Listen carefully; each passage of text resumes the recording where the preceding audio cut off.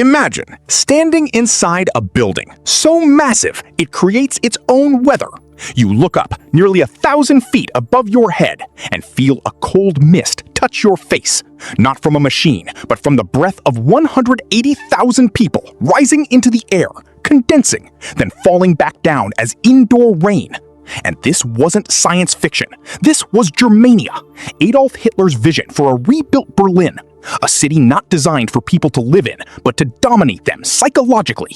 Because he believed the greatness of a civilization wasn't measured by how its people lived, but by how its ruins would look thousands of years later.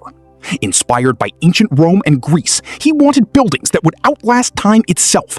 So with his architect Albert Speer, he developed the idea of ruin value, using massive stone instead of modern materials, so even in collapse, the structures would still look powerful and intimidating to future generations, meaning they weren't building for the present, but to control how the future would remember them.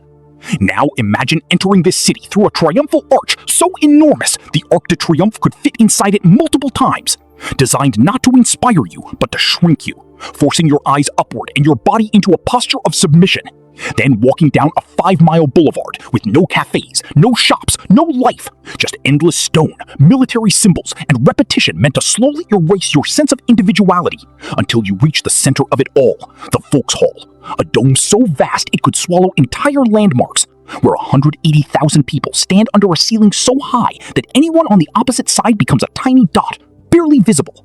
And every sound echoes for seconds, turning a single voice into something overwhelming and almost divine, because this space wasn't built for communication, but for control.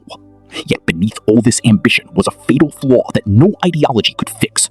Berlin's ground, soft, wet, almost like a swamp, incapable of supporting such enormous weight. So engineers built a massive concrete cylinder to test it. And instead of proving the project possible, it sank far beyond acceptable limits, as if the Earth itself was rejecting the idea. And there is something deeply symbolic in that, a regime obsessed with strength that couldn't even stand on its own foundation. But the darkest part of Germania wasn't just its scale, it was the human cost behind it.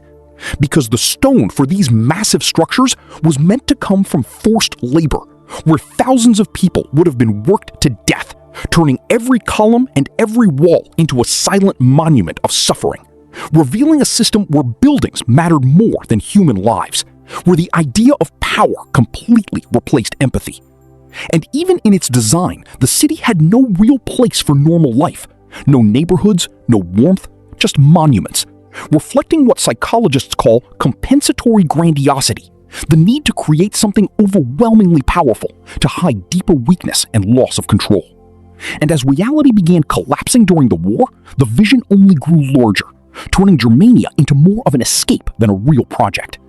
And today, almost nothing remains, except a massive concrete structure still slowly sinking into the ground. A quiet reminder that some visions are simply too heavy for reality to carry. Because a city built to crush the human spirit can never truly stand.